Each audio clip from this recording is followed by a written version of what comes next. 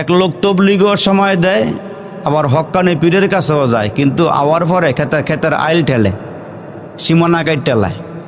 তো যেই বেড়ার ক্ষেতের সীমানা কাট আইল ঠেলে, আমির সাহেবের কাছে গিয়ে বিচার দিচ্ছে, হুজুর এই বেড়ায় নামাজও পড়ে, তবলিগও যায়, আবার সরমনেও যায়, উজানিও যায়, হক্কানি পীরের কাছেও যায়, খালি সীমানা কাটে আইল ঠেলে।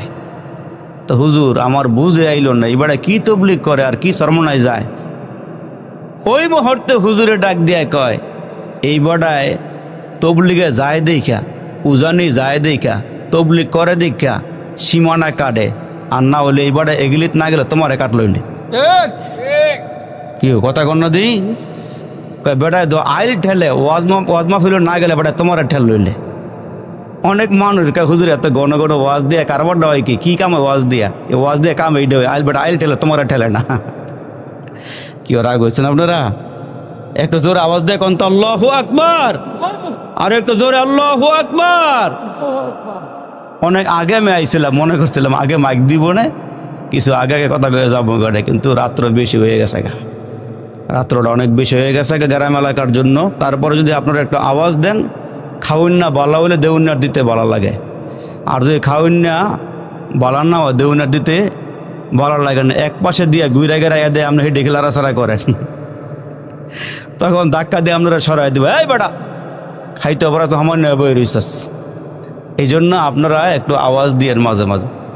আর আওয়াজ দিবেন কি, আমি দেখছি পুরা প্যান্ডেলটার ভিতরে চাইয়া দেখছি খালি মুরব্বীরা বয়া, যুবকরা নাই। যারা আল্লাহ কইতে গেলে আব্বা কয়ে লাগবো, কালমা কইতে গেলে কুমিল্লা কয়ে লাগবে, এমন ধাক্কা দেখে পুরা মানুষটা দিয়ে আর আবাদ গিয়ে বইরিস। দামি মাহফিল, দামি জায়গা, এই মজমাগুলো অনেক দামি। আল্লাহর রসুল বলছেন, যেখানে ওয়াজ মাহফিল হয় এখানে রহমতের ফেরেশতার বেষ্টনী থাকে। একদল ফেরেশতা আপনাকে দেখার লেগে আসে, আইসা দেখে আপনারা বসে রয়েছেন মাজালিসুল কোরআনি মাজালিসুল্লাহ, কোরআনের মজলিসে কোরআনের প্রেমিকরা বসা। তখন এই ফেরেশতারা আপনার চতুর্দিকে আইসা বসে। আরেক দল ফেরেশতা দেখে জায়গা নাই, এদের কান্দে বসে। আরেক দল ফেরেশতা দেখে কান্দের মধ্যে একদল বসা, ওই গ্রুপের কান্দে আবার বসে। এমন করে কইরা ফায়াহুফুনাহুম বিআজনিহাতিহিম ইলা সামাঈদ দুনিয়া।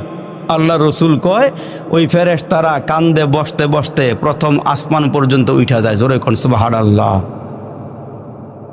এটা হাদিসের কথা। এখন যদি বলেন যে হুজুর দুই একজন ফেরেশতা দেখাইতে পারবেন নি, এখন আমি যদি বলি আমি ফেরেশতা দেখাইতে পারবো না, আপনার ভিতরে রুহুটা আপনি দেখাইতে পারবেন, রুহুটা কোনো আছে? পারা যাইব? আল্লাহু আকবার। ফেরেশতা আছে, আমানতু বিল্লাহি ওয়া মালাইকাতিহি। আমরা আল্লাহর ফেরেশতা আছে এটার উপরে ঈমান আনছি যে আল্লাহ একজন আছে, আল্লাহর ফেরেশতাও আছে, নবীদের উপরে ঈমান আনছি, কিতাবের উপরে ঈমান আনছি। ঠিক কিনা? জোরে আওয়াজ করে বলেন। আমরা না দেখে বিশ্বাস করছি আমাদের মালিক কে? আর একটু জোরে বলেন না, কে? আল্লাহু আকবার, আল্লাহু আকবার। এই জন্য আমাদের একজন মুরব্বী একবার ওয়াজ করছিল, এক বাঙালি বলে ঘুরতে গেছে ইন্ডিয়া। তো ঘুরতে ঘুরতে এমন একটা এলাকাত গেছে যে এলাকার মধ্যে কোনো হোটেল নাই, থাকার কোনো জায়গা নাই। চতুর্দিকে তাকায় দেখে হিন্দুরা বসবাস করে, আর একটু পরে পরে হিন্দু মন্দিরের ঘর, প্রতিমার ঘর, মূর্তির ঘর। এখন এই রাতের বেলা থাকার মতন কোনো জায়গা না পায় মুসলমান যুবকটা ওই হিন্দু বাড়িতে গিয়ে ঠাকুরের কাছে বলে, ঠাকুরজি আমার একটু থাকার ব্যবস্থা করে দে।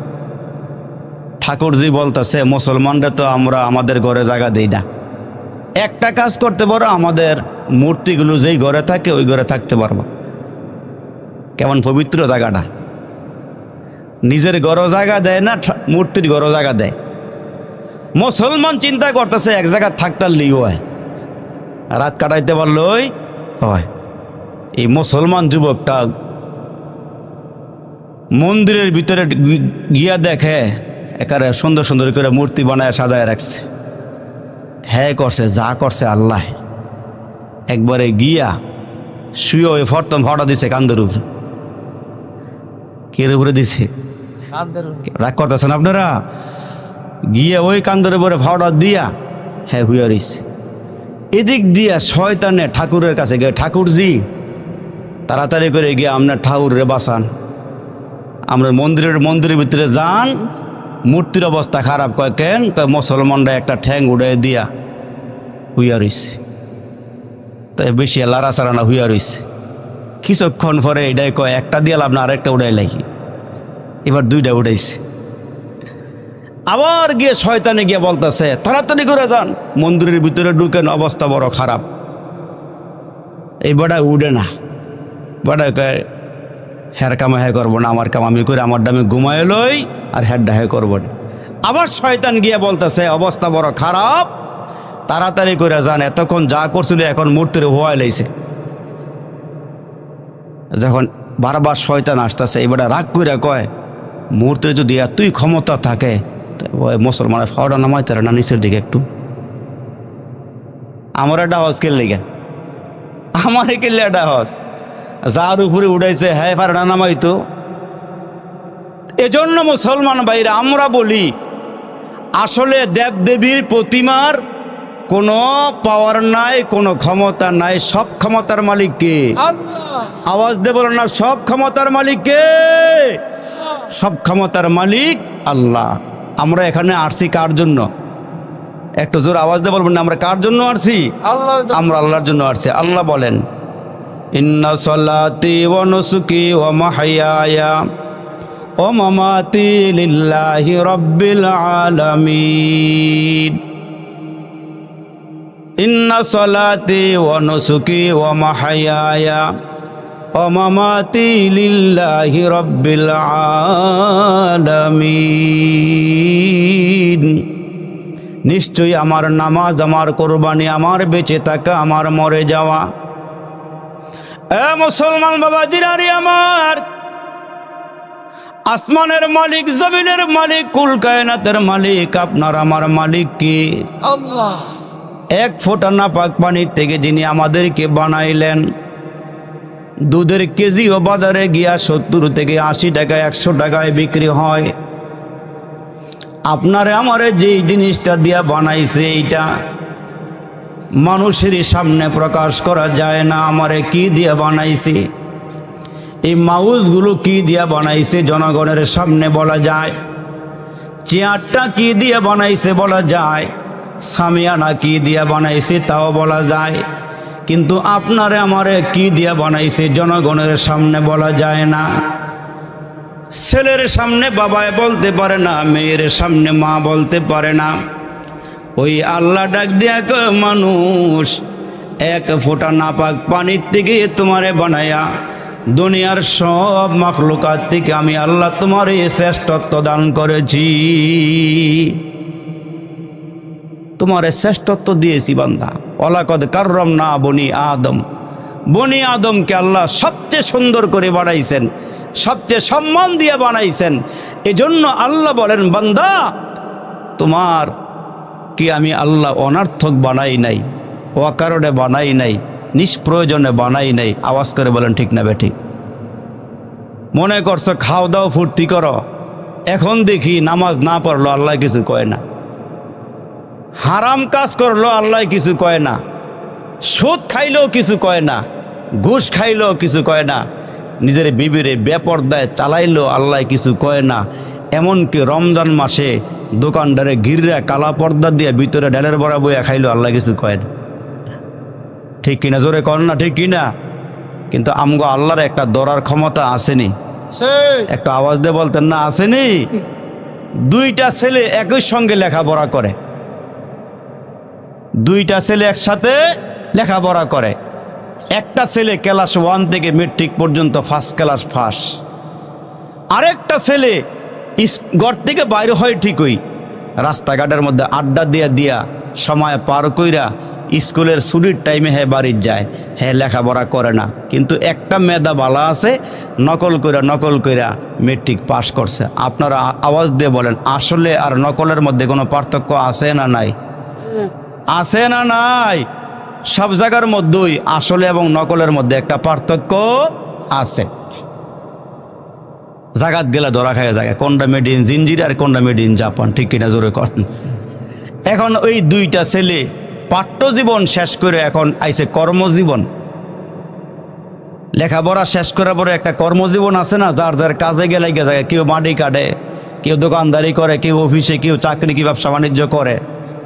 এখন এই দুইটা ছেলে চলাফেরার মধ্যে একরকম পোশাক, একরকম মোবাইল, একরকম জুতা, একরকম জামা, একরকমের পায়জামা, সালোয়ার, প্যান্ট সব মিলে বানায়। দুই বন্ধু একসাথে চলাফেরা করে। রাস্তার মধ্যে হাঁটতে গিয়ে দেখে প্রাইমারি স্কুলের সামনে নোটিশ বোর্ডের মধ্যে নোটিশ টানায় রাখছে, এই স্কুলে একজন টিচার নিয়োগ দেওয়া হবে, আপনারা ভাইবা পরীক্ষা দেওয়ার জন্য আপনারা দরখাস্ত পেশ করেন, অমুক তারিখে আপনাদের সার্টিফিকেট নিয়ে কে কতটুকু লেখাপড়া করছেন, কতটুকু মার্ক পাইছেন, নাম্বার পাইছেন, এগুলো নিয়ে স্কুলে আসেন। এখন এই দুই বন্ধু একসঙ্গে চলাফেরা করতে গিয়ে ওই স্কুলের মধ্যে পরীক্ষা দিয়ে টিচার হবে একজন, দুজন রওনা দিচ্ছে। তো যেই বন্ধু নকল করে পাশ করছে, এই বন্ধু বলে, ভাইরে আমি আজীবন তোমারটা দেখে পাশ করছি, এখন যেহেতু স্কুলের মধ্যে ইন্টারভিউ দিয়ে একজন স্যার নিয়োগ দেওয়া হবে, তোমার তো সার্টিফিকেটের ওজন বালা, লেখাপড়া ভালো করছো, তুমি যে কোনো স্কুলে গিয়ে ইন্টারভিউ দিলে পাশ করবা, চাকরি হয়ে যাবে, আমারটা হইতো না। এটা যেহেতু আমার গ্রামে, তুমি একটা কাজ করো, স্যারে তোমারে যেই প্রশ্নগুলো করে আমারে একটু আইসা বইলো, আমি যেন গিয়া উত্তর দিতে পারি, সহজ হয়। এখন যেই ছেলেটা ক্লাস 1 থেকে মেট্রিক পর্যন্ত ফার্স্ট ক্লাস ফার্স্ট, এই ছেলে বলতেছে, ভাই তুমি একটা কাজ করো, স্যারে যেখানে বইসা আমারে ইন্টারভিউ নিব, প্রশ্ন করব, এটার পাশে একটা জানালা আছে, এটার কিনারায় খাড়ায়া স্যারে কি প্রশ্ন করে তুমি এগুলো মুখস্থ করো কাছে দাঁড়াইয়া। এখন স্যারে ক্লাস 1 থেকে নিয়ে মেট্রিক পর্যন্ত যেই ছেলেটা ফার্স্ট ক্লাস ফার্স্ট, এখন যত মজার ওয়াজই করি, রাত্রে বেশি হইলে আর এই ওয়াজ ভালো লাগে না, কেউ ঠিক নিও, আস্তে আস্তে উঠতে বাড়ি যাব। আমিও জানি বাড়িতে গেলে আমারও যাওয়া সহজ হইব। যেমন উজানির হুজুর এক জায়গায় ওয়াজ করতে আইছে, মাঝখান দিয়ে একটা উঠতে গেছে গা, হুজুরে ওয়াজ ছাইরা গেছে গা, হুজুরে গিয়ে বারান্দায় বসে রয়েছে, হুজুর আইয়েন না, হ্যাঁ আইসিনি, হ্যাঁ আইলে আমি যাবো, হ্যাঁ না আইলে আমিও যাইতাম না, যদি মাঝখান থেকে উঠতে যান গা তাহলে আমিও কিন্তু উঠতে যাবো গা। এই কারবারটা করেন না আপনারা, একটু ভালো করে বন, একটু সাফা দিয়ে বন, যাতা দিয়ে একটু বন, একদিনই তো, বেশি দিন তো না। এখন এই ছেলেটা বলে, ঠিক আছে ভাই। এখন স্যারে যেই ছেলেটা ক্লাস 1 থেকে মেট্রিক পর্যন্ত পাস করছে, হ্যাঁ কাগজগুলো দেখা, সার্টিফিকেট দেখা দেয় ওজন বালা, লেখাপড়া ভালো করছে। বাবা রে, তোমারে বেশি প্রশ্ন করতাম না, ইতিহাস থেকে একটা প্রশ্ন করি। কয় স্যার করেন। কয় তুমি বলো তো বাংলাদেশ কত সনে স্বাধীন হয়েছে? ছেলেটা বলে, স্যার এটা একটা সোজা মামুলি প্রশ্ন, বাংলাদেশ 1970 সনে স্বাধীন হয়েছে, কারণে লেট হয়ে 71 গিয়ে ফাইনাল হয়েছে। কয় তোমার জবাবটা সঠিক হয়েছে, ওই যে সোরা নকল করি না, জানালার পাশে দাঁড়ায় মুখস্থ করে 70 71 70 71 70 71, একটা টাইট করে মুখস্থ করছে।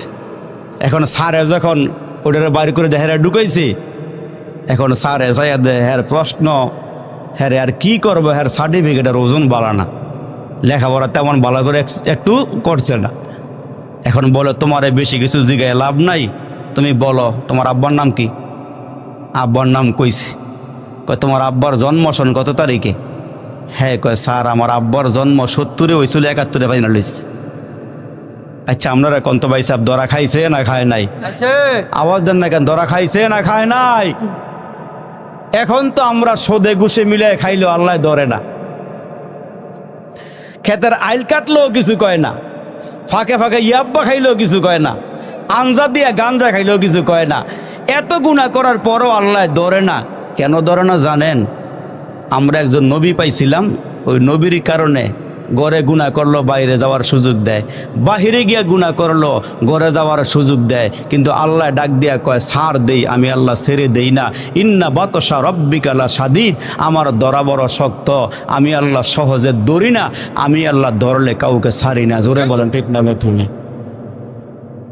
আল্লাহকে আমি ধরলে সহজে কাউকে ছাড়ি না। দূরে দূরে দেখাইছে ফেরাউন মুসার সাথে বেয়াদবি করেছি, তাই তো নীল দরিয়ায় ডুবে সে মরেছি। এ মরার সময় কতবার বাঁচাও বাঁচাও বলেছে, জিবরাইল আমিন তাহার মুখে কাদা ঠেলে দিয়েছি। নমরুদ খোদার সাথে বেয়াদবি করেছে, তাই তো ল্যাংরা মশা তাহার নাকে ঢুকেছে। এ মশায় যখন কামড় দেয় জোতার বাড়ির প্রয়োজন হয়, সেই জোতার বাড়িতে নমরুদ আবার মরেছে। মুসলমানের দুশ্মনেরা হয়ে যা সাবধান, কোরআন হাদিসের দুশ্মনেরা হয়ে যা সাবধান, নইলে জোতার বাড়ি খাবি হারাবি সম্মান। ঠিক কিনা জোরে আওয়াজ করে বলেন। মুসলমানের সাথে বুশ বেয়াদবি করেছে, তাই তো সাংবাদিকের জোতার বাড়ি খেয়েছে। সেই জোতা আবার ভাইরে তামাম দুনিয়ায় সবচেয়ে দামি হয়েছে। মুসলমানের দুশ্মনেরা হয়ে যা সাবধান, কোরআন হাদিসের দুশ্মনেরা হয়ে যা সাবধান, নইলে কিন্তু বাড়ি খাবি হারাবি সম্মান। ঠিক নজরে কন, ঠিক কি নজরে কন। তা আমাদের মালিক কে? আওয়াজ করে বলেন, আমাদের মালিক কে? আমাদের একজন মালিক আছে। এরে মুসলমান, আল্লাহু আকবার। ওই যে হিন্দু বেচারা মূর্তির সামনে গিয়ে মাথা নোয়া নোয়া ডাকে, আমরা যেমন কই আল্লাহ আল্লাহ আল্লাহ আল্লাহ, আর এই হিন্দু বেড়ায় মূর্তির সামনে গিয়া কয় ও সনম সনম রে, ও সনম সনম রে। এবার ডাইবাটা ডাহে আর আমগোটা আমরা ডাহি আল্লাহ আল্লাহ আল্লাহ আল্লাহ আল্লাহ আল্লাহ। তো মূর্তির সামনে গিয়া 70 বছর, আরেক বর্ণনায় আসছে 90 বছর, এই বেটায় মূর্তির সামনে গিয়ে খালি সনম সনম সনম সনম করে। কিন্তু আল্লাহর কি মর্জি, হঠাৎ করে একদিন ও সনম সনম করতে গিয়া মুগ্ধাবার হয়ে গেছে, ও সমাদ সমাদ রে, ও সমাদ সমাদ রে, কুল হু আল্লাহু আহাদ আল্লাহু সমাদ।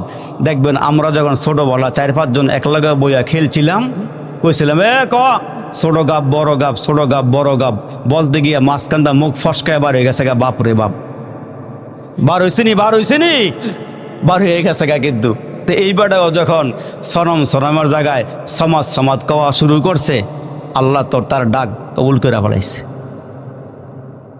এই বেটায় মূর্তির সামনে ডাক দেওয়ার আগে আগে, এই মূর্তির সামনে যাওয়ার আগে আগে মুসলমানরা অনেক ভাবছে, চিন্তা ভাবনা করছে। এই মূর্তির সামনে গিয়া তারা ছেলে একজন মেয়ে সন্তান, এই মেয়ের ফেডের অসুখ ভালো হয় না, এমন রোগ দিছে ফেডার রোগ আর ভালো হয় না। এই মূর্তির সামনে গিয়ে অনেক ডাকাডাকি করছে, কিন্তু কারবার ভালো হইতেছে না, মেয়ের ফেট ভালো হয় না। হ্যাঁ, চিন্তা করতেছে হরে কৃষ্ণ হরে রাম, না পারলে কার জোরের কাম, একটু আগ্রহ পাচ্ছে দেখি না কিছু একটা হয় কিনা। আরে হিন্দু ভাইরা থাকলে রাগ করেন না, আপনাদের সনাতন কিতাবে সনাতন ধর্মের মধ্যে আছে যে শেষ জামানার মধ্যে একজন নবীর আগমন হইব। ওই নবীর নামের প্রথম অক্ষর হবে ম, শেষের অক্ষর হবে দ, মার নাম হবে আমেনা, বাবার নাম হবে আবদুল্লাহ। ওই নবী শেষ জামানার মধ্যে আসবে। ওই নবী আসার পর আল্লাহ ওনার একটা কিতাব দান করবেন। ওই নবীর কিতাবটা আসার পরে, ওই নবী আসার পরে অন্য অন্য ধর্ম যেগুলো আছে, সনাতন ধর্ম পুরাতন হয়ে যাবো গা। যত ধর্ম আছে এগুলো সব বাদ দিয়া তোমরা তখন পুরানিও লা ইলাহা ইল্লাল্লাহু মুহাম্মাদুর রাসূলুল্লাহ সাল্লাল্লাহু আলাইহি ওয়াসাল্লাম। যেমন গীতা, মহাভারত, রামায়ণ, ত্রিপিটক, বাইবেল, বিজ্ঞানিকা, জিন্দাবেস্তা, ওল্ড টেস্টামেন্ট, নিউ টেস্টামেন্ট, অথর্বে, সামবেদ, জামবেদ যা আছে সব বেদের ভিতরে আছে যে মোহাম্মদ শেষ জামানার মধ্যে আসবে। এরাও কিন্তু পরে অজ্ঞ আনন্দ বিক্ষোভে আশিস সংশয়ং কেশনাম শরণং সঙ্গম গচ্ছামি ওম শান্তি ওম শান্তি। এরাও কিন্তু কয় হুজুর মাঝে মাঝে আপনার কাছে আমার লাগে শান্তির লেগা লা ইলাহা হত্তি পাপন ইল্লো ইলহা পরমা পদ পরচণ্ড বায় খণ্ড বায়তর জিন অপ ইল্লত মোহাম্মদ মোহাম্মদ। এরাও কিন্তু পরে মোহাম্মদ মোহাম্মদ কয়, কিন্তু এরা শান্তি পায় না। ওই বেড়ায় মূর্তির সামনে গিয়ে সনম সনম করে। মেয়ের পেট যখন ভালো হয় না তখন চিন্তা করে দেখে এটারে ডাকছি দীর্ঘদিন পর্যন্ত, মেয়ের পেট তো ভালো হয় না, আমাদের সুখময় জীবন হয় না। মুসলমানরা যেই ঘরে গিয়া ডাহাডাহি করে, আমি একটু গিয়া দিই তো ওই গাড়িটার মধ্যে ডাক দিয়া আমগো আল্লাহ মনে মরে গেছে গা, দিই মোহাম্মদ ইয়া মুসলমানের আল্লাহকে জেতা না মুর্দে একটু টেস্ট করে দেখে গা, জোরে কোন সব হারালো। এই বেড়ায় মসজিদে ঢুকার আগে আগে বেড়ায় তার অজু বুঝে না, অজু কেমনে করে। কিন্তু তারপরে কয় মুসলমান দেখছি অজুখানা দিয়ে হাত ধোয়, মুখ ধোয়, ফাও ধোয়, সব কিছু দুইয়া এই বেড়ায় জোর দূর ফারছে দূর দুইয়া মুইয়া। কয় দিনের বেলা গেলে মুসলমান দেখলে খারাপ লাগবো, রাতের বেলা যাইগা। এই বেড়ায় যখন রাতের বেলা আল্লাহর ঘরে ঢুকিয়া গিয়া গিয়া দেহে মসজিদের ভিতরে মিম্বর আর মেহরাব, 3টা সিঁড়ি। কয় কোন জায়গার মধ্যে আইলাম, এই সিঁড়ির মধ্যে মুসলমানকে সিদ্ধের মধ্যে দেয় কিনা, কোন জায়গা দেয়, ভিতরে কোনো সময় ঢুকি নাই। তো ওইখানে ঢুকা গিয়া কয় আচ্ছা একটা ডাক দিয়া দেখি না আল্লাহরে। যখন মুসলমান ওইখানে গিয়া ডাক দিয়ে গেছে, ও মুসলমানের খোদা, 70 বছর মূর্তিরে ডাকছে, কোনো কারবার হয় না, তোমার একটা ডাক দেই, আমার মায়ের ফ্যাটটা একটু ভালো করে দাও না, ব্যথাটা ভালো করে দাও না। যখন আল্লাহর ঘরে গিয়ে মাথাটা ঠেয়ে একটা ডাক দিছে, ডাক দেওয়ার সঙ্গে সঙ্গে আল্লাহ ডাক কবুল করে ফেলাইছে। আর একটা জোরে কর না সুবহানাল্লাহ।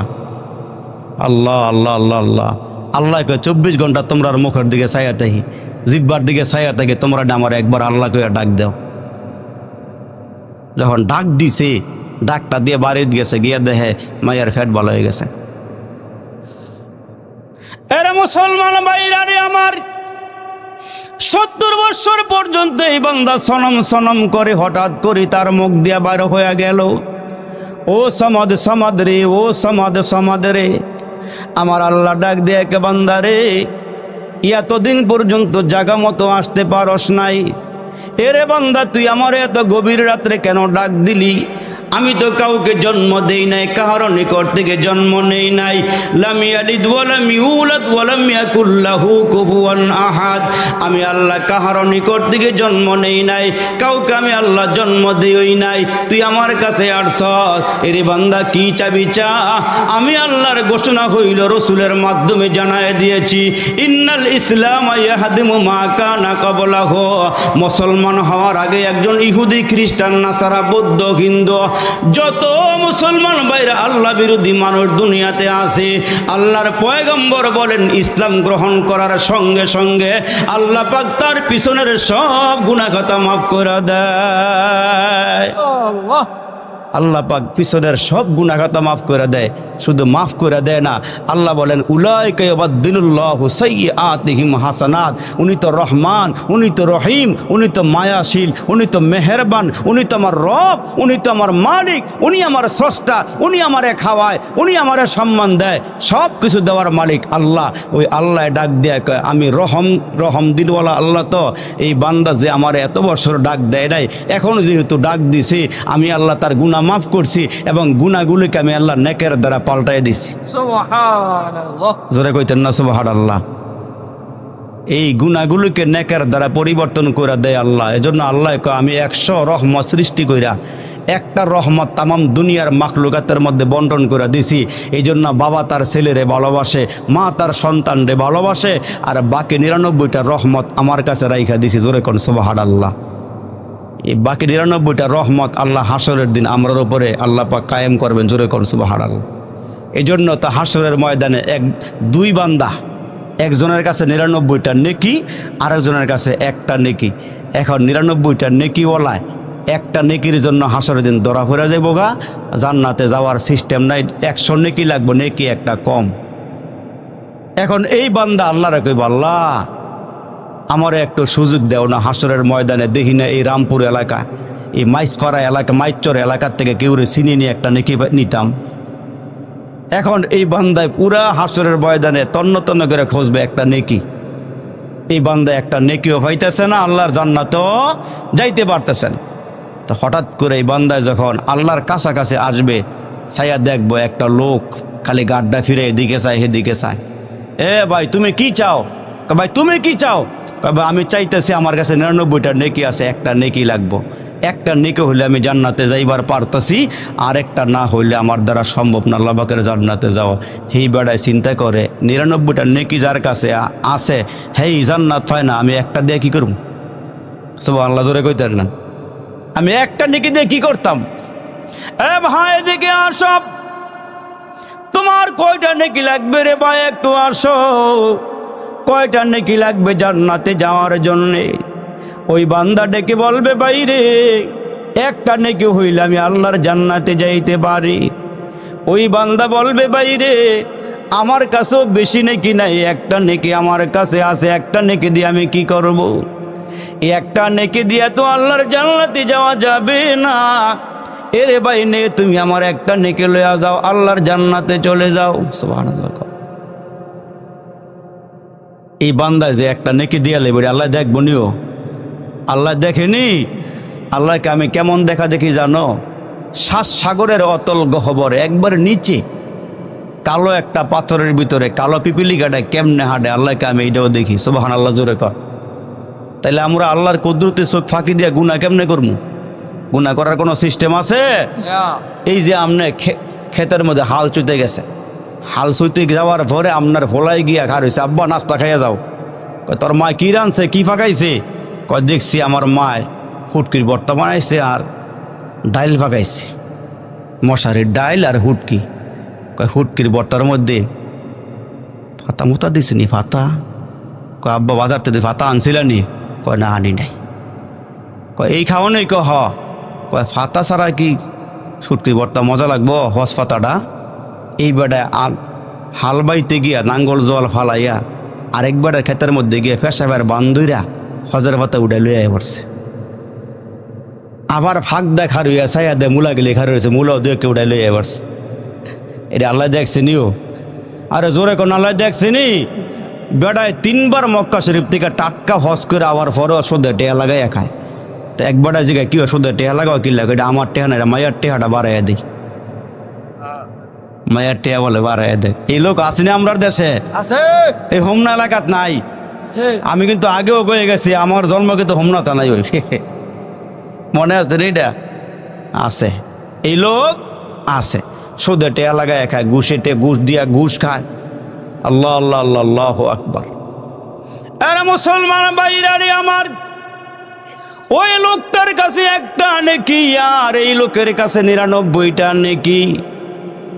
মুসলমান ভাইরা রে আমার, হাসরের কঠিন ময়দানে যেই লোক পেটার কাছ থেকে একটা নেকি লইছে 100 নেকি লইয়া জান্নাতের দিকে যায়, আর ওই লোকটার কাছে কোনো নেকি নাই। বারবার বারবার আল্লাহর দিকে বান্দায় ফিরিয়া ফিরিয়া তাকায়। আমার আল্লাহ ডাক দিয়া বলবেন, ফেরেশতারা রে, দোনো বান্দারে আমার সামনে না হাজির কর। সুবহানাল্লাহ কর। দোনোজন রে আমার সামনে নিয়ে আয়। ফেরেশতারা দেরি করে নাই। এর মুসলমান ভাইরা রে, ওই দোনোজনকে পাকড়াও করে আল্লাহর সামনে নিয়ে যখন হাজির করাবেন, আল্লাহ বলবেন, কি রে, তুই তো বান্দা 99টা নেকি লইয়া হাসরের ময়দানে ঘোরাঘুরি করলি, আর বান্দা তোর কাছে একটা নেকি, তুই কেমনে কি করছস বল? এক নেকিওয়ালা বান্দা বলবে, আল্লাহ আমার তো একটা নেকি, আমি দেখলাম আমার ভাইয়ের কাছে 99টা নেকি থাকার পরেও সে জান্নাতে যাইতে পারে না, আমি একটা নেকি দিয়া কেমনে জান্নাতে যাব?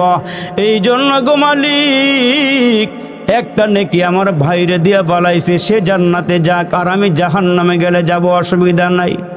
আমার আল্লাহ বলবেন, এটা দুনিয়া নয়, এই ময়দান তো কঠিন ময়দান, হাসরের দিনটা বড় কঠিন দিন। সূর্য মাথার কিনারায় দাঁড়ায় গেছে, মাথার মগজগুলো টকবক টকবক করে ফুটা শুরু হয়ে গেছে। এরে মুসলমান বাইরে আমার, নিচের জমিটা তামা হয়ে যাবে। সূর্যের 12 থেকে 13টা ছিদ্র আছে, মুখ আছে। ওই দিন বান্দার মাথার দিকে ঘুরাইয়া দেওয়া হবে।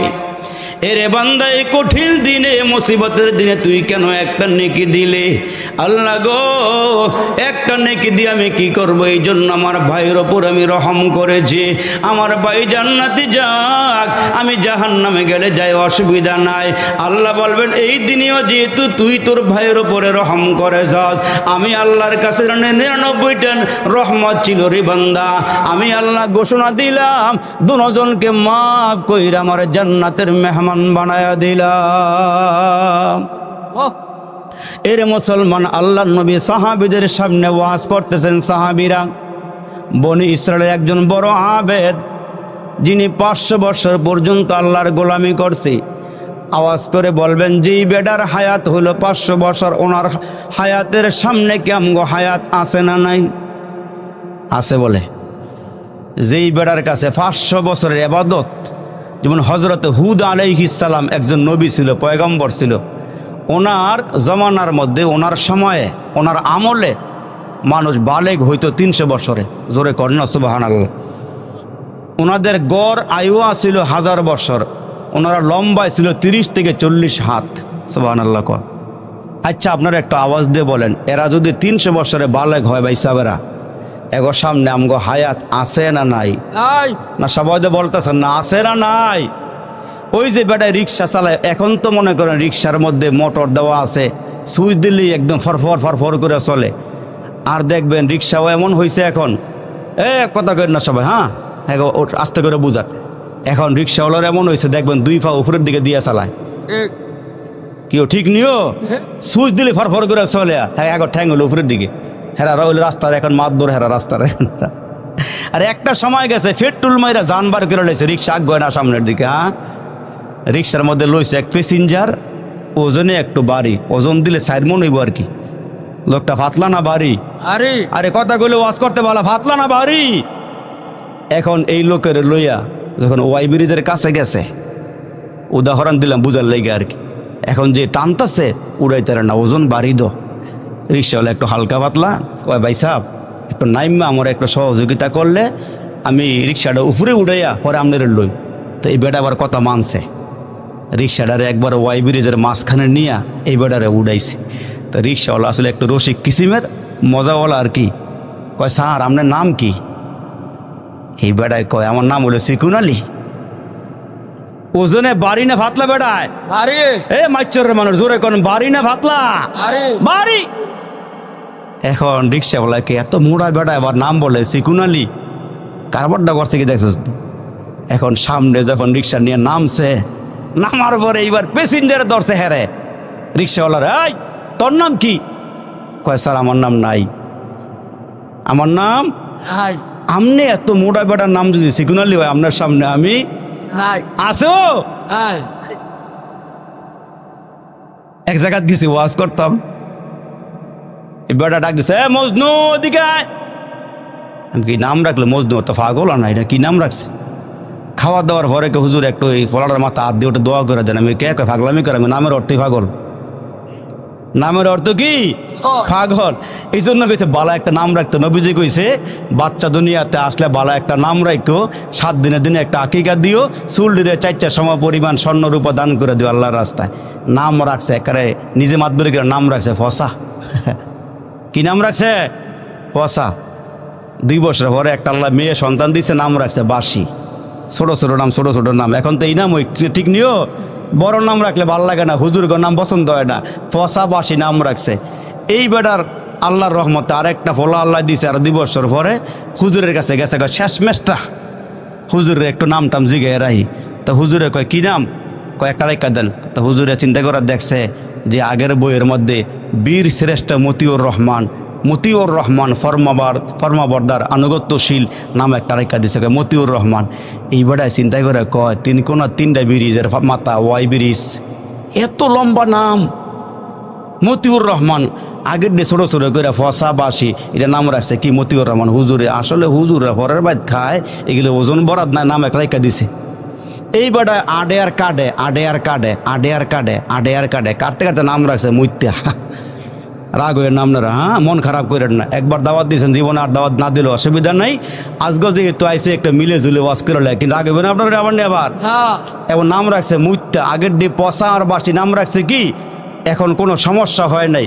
সমস্যা কয়েকদিন পরে ওনার বাড়িতে আইসে এক মেহমান বেড়াইতে আইসে, বেড়াও ঢাকাতে মিষ্টি উষ্টি লয়ে আইসে, একেবারে আরামে বাড়ি বেড়াইতে আইসি। তা বেড়াইতে আইসে মতো হ্যাঁ ওনারে আতফত দোয়াইয়া ডাইনিং টেবিলে বয়াইছে, বয় কয় ফসা বাতান। এই বেড়ায় মাত্র ঢাকার থেকে আইলে মিষ্টি মুষ্টি লইয়া কয় ফসা বাতান। তো একটু পরে কয় বাসি তরকারি আন। কারণটা দেখছেন? এই বেড়ায় কয় কিরে ফসা ভাত বাসি তরকারি, সামনে আগে গিয়ে মুইত্যা ফানি আন। অবস্থা খারাপ না ভালো হয়েছে? হাইছেন না, উড়াই দিয়েন না। আমগো নাম শুনলে কুত্তে ফানি তুলে থাকে বর্তমানে নাম হলে। জোরে কন ঠিক না বে ঠিক? নাম দেখলে চিনা জানে এটা মুসলমান না হিন্দু। জোরে কন জোরে কন জোরে কন ঠিক না বে ঠিক? এই জন্য নাম রাখলে একটু ভালো দেখে রাখা। এটা আমরা যে ভাই সব বাহাদুরগুলি করতেছি, এদিকে তাকাইলে দেখি এগো সামনে আমগো হায়াত নাই। ওই তো 500 বছর পর্যন্ত ইবাদত করছে, আর এইবারে দোয়া করছে। আমার নবীজি ওয়াজ করে সাহাবাদের সামনে ওয়াজ করছে, আল্লাহ আমারে তুমি একটু সুযোগ দিও, ক্ষমতা দিও আল্লাহ, আমি যেন সিজদার হালাতে মরি, আর আমি যেন সিজদার হালাতে হাসরের দিন তোমার সামনে উঠি। আর একটু জোরে কর। 500 বছর পর্যন্ত ইবাদত করছে। এইবারে বাড়িঘর ছাইরা গেছিল গা, কিন্তু এখন বাড়িঘর ছাইরা যাওয়া জায়েজ নাই। হুজুর করতে জিগাইবেন, যেহেতু রামপুর বড় মাদ্রাসা পাশে। কিন্তু একটা সময় ছিল বৈরাগ্যতা, বাড়িঘর ছাইরা নিবিড়ে গিয়ে আবাদত বন্দি করতে, এটা জায়েজ ছিল। কিন্তু আমগো লেগা জায়েজ নেই। আমগো লেগা পরিবারের মধ্যে বরণ পোষণ করে আবাদত, জোরে কোন সুবহানাল্লাহ। এখন এই বেড়ায় আল্লাহর কাছে দোয়া করছে, আল্লাহ আমার সেজদার হালাতে রাখো, সেজদার হালাতে মরণ দিও, আমার হাসরের দিন সেজদার অবস্থায় উঠাইও। আল্লাহ দোয়া কবুল করছে। নবীজি ওয়াজ করতেছে সাহাবীদের সামনে, এরে মুসলমান ভাইরা রে আমার, ওই বান্দা যখন মারা গেছে সেজদার হালাতে আমার আল্লাহ ডাক দিয়া কয়, ফেরেশতারা রে, এই বান্দায় 500 বছর ইবাদত করেছে, নিঃস্বার্থে ইবাদত, রিয়া মুক্ত অহংকার মুক্ত ইবাদত। এই বান্দারে আমার রহমত দিয়ে আমার জান্নাতে ঢুকাইয়া দে। রহমত ছাড়া কোনো মানুষ বাঁচতে পারে না, হাসরের দিন আল্লাহ আমাকে জান্নাতেও যাইতে পারত না। এই বেড়ার মনের ভিতরে একটা খুঁতখুঁতানি। আল্লাহ দিয়ে আমারে বলে, আজকে নাকি আল্লাহ পাক রহমত দিয়া দয়া দিয়ে আমারে জান্নাত দিবে, তাইলে আমার 500 বছরের ইবাদত গেল কই? মনে মনে একটা খুঁতখুঁতানি আসেনি যে আমি যে এত ইবাদত করলাম এটা গেল কই? আল্লাহ বলে, আজকে দয়া করে আমারে জান্নাত দিব। এরে মুসলমান বন্ধুরা রে আমার, ওই বান্দার মনের ভিতরে কল্পনা জল্পনা, আমি ইবাদত করলাম 500 বছর পর্যন্ত, এগুলো গেল কই? আল্লাহ তো আমাদেরকে অনার্থক বানায় নাই, ও কারণে বানায় নাই। ওয়ামা খালাকাতুল জিন্না ওয়াল ইনসা ইল্লা লিয়াবুদুন।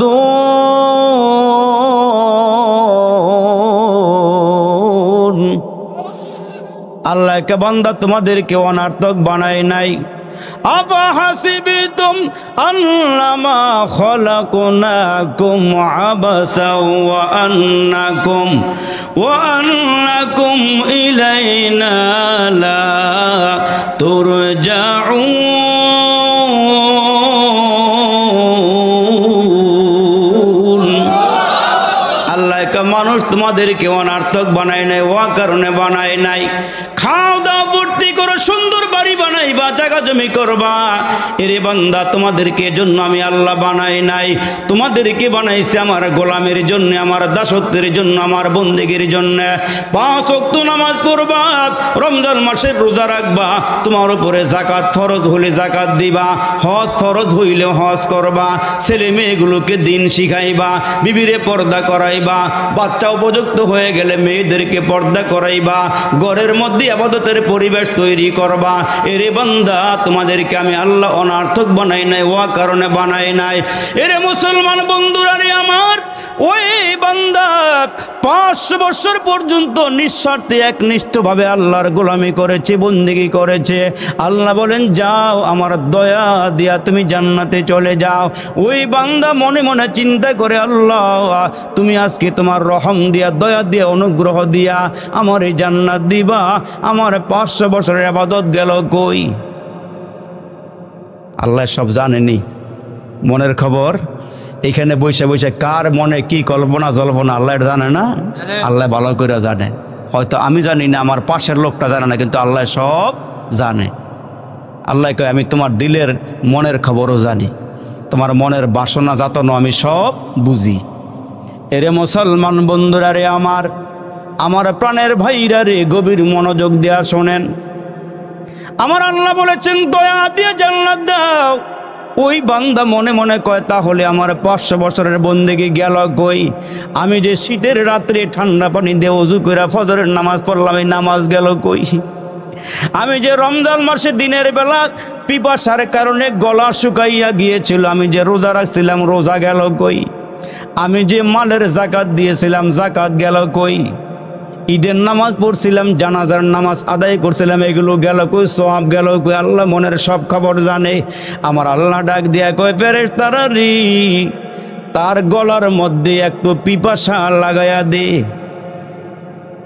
জিহ্বাটা শুকায়া দে, গলাটা শুকায়া পালা, পানির পিপাসা লাগায়া দে। মুহূর্তের মধ্যে তার গলার মধ্যে পানির পিপাসা, জিহ্বার মধ্যে পানির পিপাসা লাগছে, মুখ শুকায়া গেছে, গলা শুকায়া গেছে, এখন পানি দরকার। হঠাৎ করে বান্দা পানির জন্য হয়রান পেরেশান হয়ে গেছে, পানি পান করবে, পানি লাগবে তার। তাকায় দেখে তার মুখের সামনে এক গ্লাস পানি বাইসা উঠছে। জোরে কর না, আওয়াজ দিয়ে সুবহানাল্লাহ। তার মুখের সামনে এক গ্লাস পানি, পানি খাইবানি। এই বান্দার পানির খুব দরকার, পিপাসার মুহূর্তে পানি থেকে আওয়াজ আসতেছে, পানি পান করবানি, পানি লাগবনি। এই বান্দায় হাত বাড়ায়া কয়, দেরি কইরো না, তাড়াতাড়ি আমারে পানি দাও, আমি একটু পানি পান করতে চাই, আমার গলা শুকায়া গেছে, জিহ্বা শুকায়া গেছে। এরে মুসলমান বাইরে আওয়াজ দিতেছে, পানি পান করবা। এই পানি এখন বিক্রি করা হবে, বিনিময়ে ছাড়া পানি দেওয়া হবে না। এখন তো পানি কিনবে, বান্দার কাছে কোনো টাকা নাই, পয়সা নাই, ব্যাংক ব্যালেন্স নাই, পানি কেমনে কিনবে, কেমনে খাবে?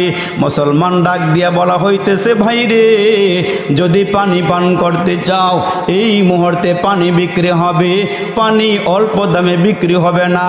যার কাছে 500 বছরের ইবাদত আছে, ওই 500 বছরের ইবাদত দিয়ে এক গ্লাস পানি কিন্না পান করা লাগবে। কয় বছরের ইবাদত? জোরে কোন, কয় বছরের ইবাদত? আল্লাহু আকবার। মুসলমান ভাইরা ওই লোকটা ডাক দিয়ে কয়, ভাই রে, আমার কাছে আছে 500 বছরের ইবাদত, তাড়াতাড়ি পানি দাও, ইবাদত লয়ে যাও, ইবাদত নিয়ে যাও, পানি পান করাও। পানি লাগবে, গলা শুকায় গেছে, জিহ্বা শুকায় গেছে, আমারে পানি পান করাও। কয় তাইলে তুমি কিনবা 500 বছরের ইবাদত দিয়া? কয় হাম, 500 বছরের ইবাদত দিয়া রে বন্ধু এক গ্লাস পানি কিন্না পান করেছি, গলাটা শুকায় গেছি। আমার আল্লাহ ডাক দিয়া বলেন, বান্দা রে, এখন জান্নাতে যাবে কি দিয়া? তোর কাছে ইবাদত আসেনি? কয় আল্লাহ ইবাদত নাই। তোরে যে আমি সাগরের মাঝখানে দ্বীপের মধ্যে পালছিলাম, চতুর্দিকে লবণাক্ত পানি ছিল, আমি তোরে মিষ্টি পানি পান করাইছি, আর দ্বীপের মধ্যে তোর জন্য আমি একটা ডালিম গাছ লাগাইয়া দিছিলাম, তোরে আমি ডালিম খাওয়াইছি। এরে বান্দা, কত ডালিম খাইছস, এটা আমার নিয়ামত। وَإِن تَعُدُّوا نِعْمَةَ اللَّهِ لَا تُحْصُوهَا।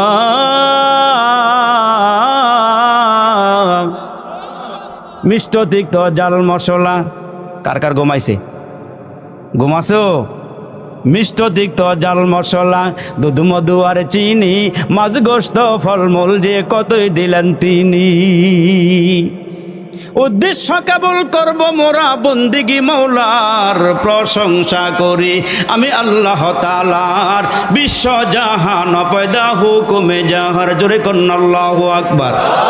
আসমান বানাইছেন কি? আর জোরে বলেন কি? জমিন বানাইছেন কি? এটা কার হুকুমে? আল্লাহ কয়, বান্দা, আসমান বানাইছি কুন ফায়াকুন দিয়া, জমিন বানাইছি কুন ফায়াকুন দিয়া, সাগর নগর বানাইছি কুন ফায়াকুন দিয়া। এরে মুসলমান, একটু চিন্তা করছিলি ওই আসমানটা কে খাড়া করে রাখলাম?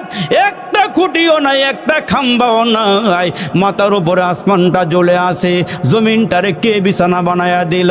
সাগর এত গভীর করে কে মাটি কাইটা সাগর বানাইলো? পাহাড়গুলো এত উঁচু করে কে মুসলমান বানাইলো? এত মাটি পাহাড়ের পাথরগুলো জমা করলো, কতগুলো শ্রমিক লাগাইল? আল্লাহ ডাক দিয়া বলেন, ইন্নামা আমরুহু ইযা আরাদা শাইআন আইয়াকুলা লাহু কুন ফায়াকুন।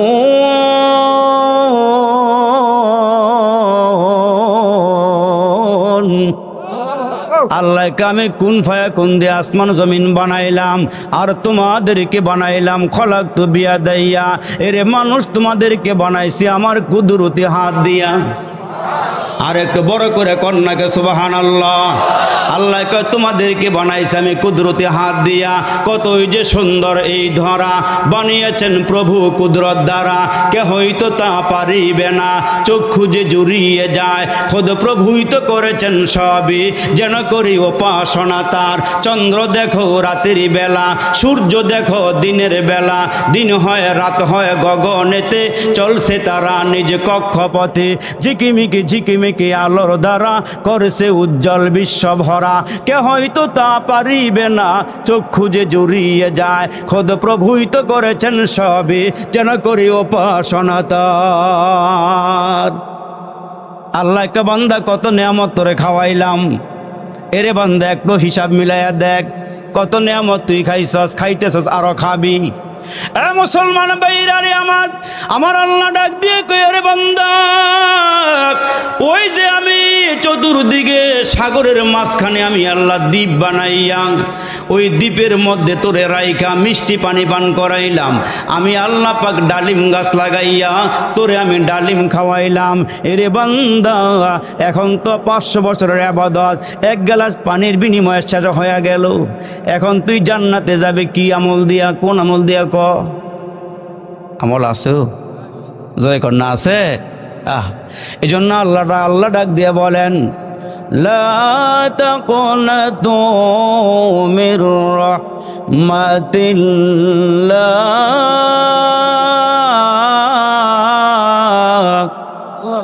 এরে বান্দা আমার রহমত থেকে নৈরাশ হয় না, গুনাহ করে বলাইছ আমার রহমত থেকে নৈরাশ হয় না। দেখেন না মুসলমান ভাইরা রে আমার, আল্লাহ ডাক দিয়ে কে বান্দা জানি তুই গুনাহ করবি, নাফরমানি করবি, এই জন্য আমি আল্লাহ তোর গুনাহ মাফ করাইবার মেডিসিনও দুনিয়াতে রাখছি। সুবহানাল্লাহ কোন ঠিক না? জোরে সুবহানাল্লাহ। আমি জানি তুই গুনাহ করে ফেলাইবি। শয়তান আল্লাহর ডাক দিয়ে কয় আল্লাহ আমি দেখবো মাইচরের মানুষগুলো কেমনে জান্নাতে যায়। আল্লাহ ডাক দিয়ে কয় তুই কি করবি বল? ওই মুহূর্তে শয়তান ডাক দিয়ে কয় আমি দেখবো তোমার বান্দা বান্দিরা কেমনে তোমার জান্নাতে যায়। ডাইন দিক দিয়ে ধোঁকা দিব, বাম দিক দিয়ে ধোঁকা দিব, সামনের দিক দিয়ে ধোঁকা দিব, পিছন দিক দিয়ে ধোঁকা দিয়া যেমনে জান্নাতে যাইতে না পারে আমি ওই চেষ্টা চালাইয়া যাব। আল্লাহ চ্যালেঞ্জ দিয়া কয় শুনিয়া রাখ, আমার মাইচরের বান্দা বান্দি যদি গুনাহ করে ফেলায়, গুনাহ করার পর এরা যদি বুঝতে পারে আমি গুনাহ করে ফেলাইছি, এরা যদি ওযু কইরা 2 রাকাত নামাজ পড়ে নামাজ পড়ে সেজদা দিয়া, সেজদা থেকে মাথাটা উঠাইয়া সালাম ফিরাইয়া 2টা হাত উপরের দিকে বাড়াইয়া দিয়া আল্লাহ তুমি ছাড়া আমার কেউ নাই রে আল্লাহ, আমি শয়তানের ধোঁকায় পড়ে গুনাহ করে ফেলাইছি, নফসের প্রবঞ্চনায় পইরা গুনাহ করে ফেলাইছি। আমার আল্লাহ ডাক দিয়ে কয় শয়তান চতুর্দিকে ধোঁকা দেওয়ার শক্তি আমি আল্লাহ তোরে দিয়া দিলাম, কিন্তু শুনিয়া রাখ একটা দিকে তোর কোনো ক্ষমতা নাই।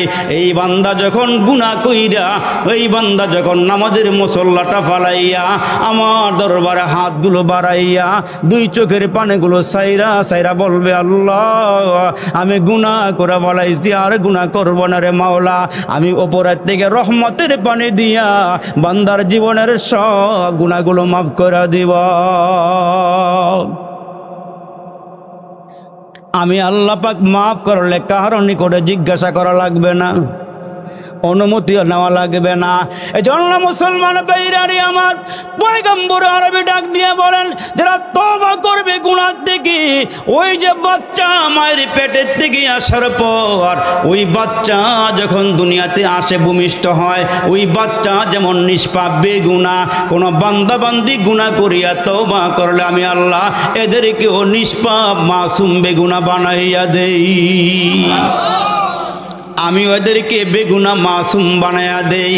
এরে মুসলমান আল্লাহর পয়গম্বর বলেন কেউ যদি গুনাহ লইয়া কবরে যায়, তওবা করে নাই, গুনাহ মাফ করাইতে পারে নাই, গুনাহ লইয়া ওই বান্দা যখন মুসলমান কবরে যাবে, কবরে যাওয়ার পর দেখেন না আমার মা আমার বোন যখন নাকের মধ্যে স্বর্ণের জিনিস পরে, কানের মধ্যে পরে, হাতের মধ্যে পরে, পায়ের মধ্যে পরে, গলার মধ্যে পরে, ওই স্বর্ণগুলো পড়তে পড়তে একদিন কালসা হয়ে যায়, ময়লা লাগে। এগুলো আবার বাইন্যা দোকানে নিয়ে মেডিসিন দিয়ে আগুনে ফালাইলে দেখবেন ওই ময়লাগুলো দূর হয়ে আবার আগের মতন ফকফক হয়ে যায়, জগজগ করে, ঠিক কিনা কন? এরে মুসলমান ভাইরা রে, তওবা হইলে গুনাহ জগজগ করে দেয়, গুনাহ মাফ করে দেয়। যেই বান্দা তওবা করে নেয় গুনাহ লইয়া কবরে যাবে, আমার আল্লাহ ওই মানুষগুলোর গুনাহগুলো মাফ করাইতে বান্দারে ধইরা জাহান্নামের কুয়ার মধ্যে বালাবে। নাউজুবিল্লাহ, জোরে কন। ওই জাহান্নামের আগুনগুলো ধাও ধাও করিয়া জ্বলতে থাকবে। রসুল বলেন, আমি যখন এই রজবের চাঁদে মেয়ারাজে গেলাম, আমারে আল্লাহ জান্নাত দেখাইছে, জান্নাতের অসংখ্য নিয়ামত দেখাইছে। দুনিয়ার মধ্যে যা কিছু আমরা ভক্ষণ করে হালাল খাবার, এগুলো জান্নাতের স্যাম্পল। সুবহানাল্লাহ কোন? যা খাইতেছেন, আঙ্গুর, বেদানা, নাশপাতি, কমলা, যা খাইতেছেন এগুলো জান্নাতের স্যাম্পল, কিন্তু আল্লাহ পাক গোডাউন ভরে রাখছেন জান্নাতের মধ্যে। জোরে কোন সুবহানাল্লাহ। আল্লাহর রসুল বলেন, আমি সব দেখলাম জান্নাতের নিয়ামত। আবার রসুল ডেকে ডেকে বলেন, জাহান্নামের শাস্তি আমার আল্লাহ দেখাইছে। আমি ঘুইরা ঘুইরা জিবরাইলের মাধ্যমে জাহান্নামের আগুন দেখলাম, জাহান্নামের শাস্তি দেখলাম। এরে মুসলমান ভাইরা, বেশি দেরি নয়, আর কয়েকটা মিনিট, কাটায় কাটা 12টা দোয়া করে দেবে ইনশাল্লাহ, উড়াউড়ি করেন না। এরে মুসলমান বাবাজিরা রে আমার, রসুলে আরবি বলেন, আমার আল্লাহ জাহান্নামের আযাব দেখাইছেন। নবীর দেখা মানে আমাদের দেখা, ঠিক নিও, ঠিক নিও। ছেলেরে বিয়ে করাইবেন, ছেলে এখনো বিদেশে আছে, আব্বাই ফোন দিয়া কইছে, বাবা রে তোর জন্য আমরা কিন্তু মায়া একটা দেখছি। মায়ও ফোন দিয়ে কইছে, আব্বা রে তোর জন্য একটা মায়া দেখছি। এখন ফোলা একটা, আব্বা আমার দেহার দরকার নেই, আমনগর দেহাই আমার দেহা, আমনের দেহা ওই আমার দেহা। আমরা রসুলের উপর ঈমান আনছি, আমরা বলি নবী গো আপনার দেখাই আমগো দেখা, ঠিক কিনা জোরে কর? আপনার দেখা ওই আমাদের দেখা। এটা যারা বিশ্বাস করছে, এই বিশ্বাস করার নাম হলো ঈমান। এরে মুসলমান বাবাজিরা রে আমার, নবীজি জাহান্নামের আযাবগুলো ঘুরা ঘুরা দেখছেন। এই জন্য রসুল ডাক দিয়ে, উম্মতেরা রে, আমি জাহান্নামের মধ্যে ঢুকলাম, জাহান্নাম আমি দেখলাম, জাহান্নামের আযাবের ভিতরে একটা আযাব দেখলাম। আমি দেখলাম বিরাট বিরাট বড় একটা মটকা। কি মটকা? মটকা, এমন বড় মটকা, এটা আমার নজরের কোনোদিন পরে নাই। আমি দেখলাম মটকা। জিবরাইল জিজ্ঞেস করলাম, ও জিবরাইল এই মটকাগুলো কিসের? কয়, নবীজি গো এগুলো মটকা নয়, এগুলো আপনার উম্মতের পেট। এত বড় পেট? হ্যাঁ নবীজি। কয় এগুলো সৎখরের পেট, পেটের ভিতরে সাপ বিচ্ছু কিলবিল করতেছে। আরে আমার মুসলমান ভাইরারি আমার, বিরাট বড় বড় সাপ পেটের ভিতরে কিলবিল করতেছে, কামড়াইতেছে, বিচ্ছু দিয়া পেটটা ভরা, সাপ দিয়া পেটটা ভরা। আমার নবী কয় আমি দেখলাম। জিবরাইল জিজ্ঞেস করলাম, ও জিবরাইল এই পেটটা কেন কেন এত বড় হয়ে গেছে? কয় নবীজি গো দুনিয়ার মধ্যে আপনার উম্মতেরা সৎখর উম্মতের পেটগুলো এমন হবে। নাউজুবিল্লাহ, জোরে কোন। আর আমরা সুদে টাকা লাগাইয়া দেদারসে খাইতেছি, পরকালের চিন্তা আমাদের কলবের ভিতরে, আমাদের দিলের মধ্যে নাই। এরে মুসলমান বাইরে, আরে আমার রসুল আরবি বলেন, আমি সুদখোরের আযাব দেখলাম, ঘুষখোরের আযাব দেখলাম। যেই নারীরা বেপরদায় চলাফেরা করে, এমন নারীদের আযাবও আমি কবরের ভিতরে দেখছি। আমি দেখলাম কিছু নারী রে স্তনের মধ্যে বর্ষা লাগাইয়া টানাইয়া রাখা হয়েছে, চুলের মধ্যে বান্ধা লটকাইয়া রাখা হয়েছে। যেই নারীগুলো বেপরদায় চলাফেরা করে, ফটকা মাছের মতন পেটটারে বাইর করিয়া রাস্তা দিয়া চলাফেরা করে, মুসলমান যেগুলো ডাইকা রাখার দরকার ছিল ওইগুলো ডাইকা রাখে নাই, পরপুরুষের সামনে প্রকাশ করে দিয়েছে।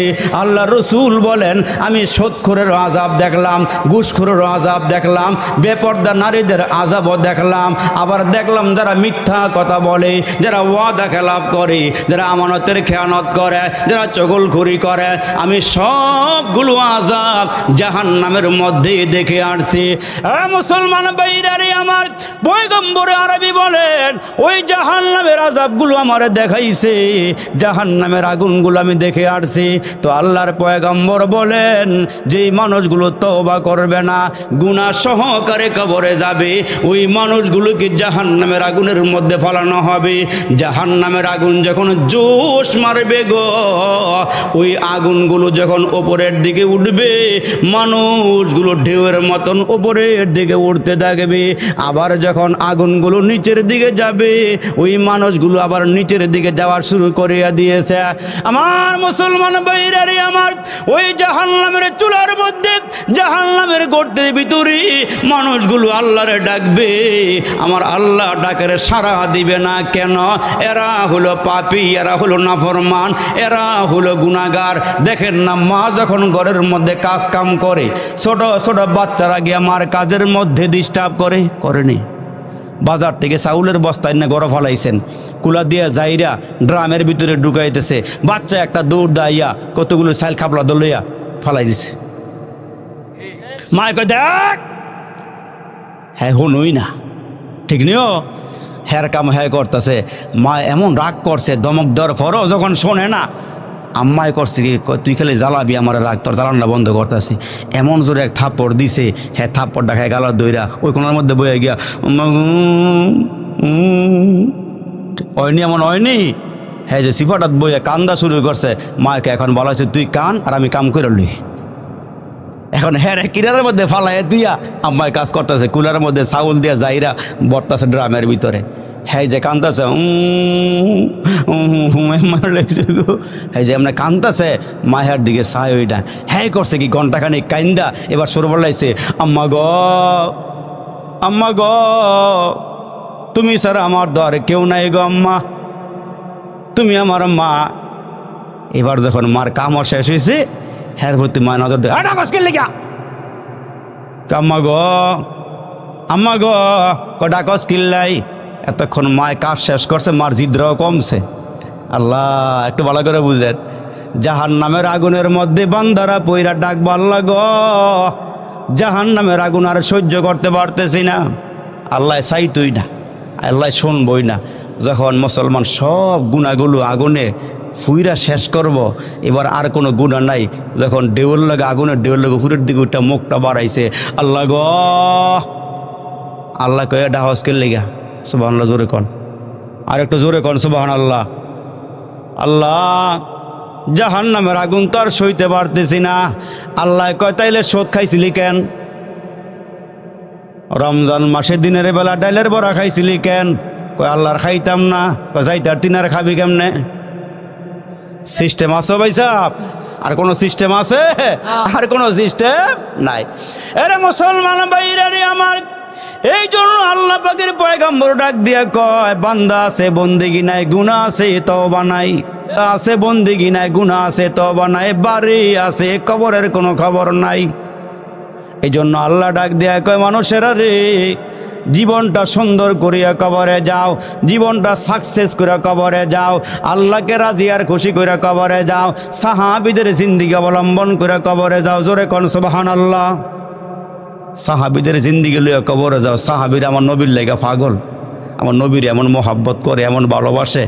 যেমন হযরত জুলাইবিব একজন সাহাবী ছিল, গরিব সাহাবী, কিন্তু এমন গরিব, এই গরিব সাহাবীর এক হলো কালা, 2 নম্বর বংশের কোনো পরিচয় নাই, আবার হলো গরিব, অশিক্ষিত, একবারে কালো মেশমেশা, কিন্তু আল্লাহু আকবার, নবীর এত ভালোবাসে, নিজের জান দিয়ে নবীরে ভালোবাসে। জোরে করে সুবহানাল্লাহ।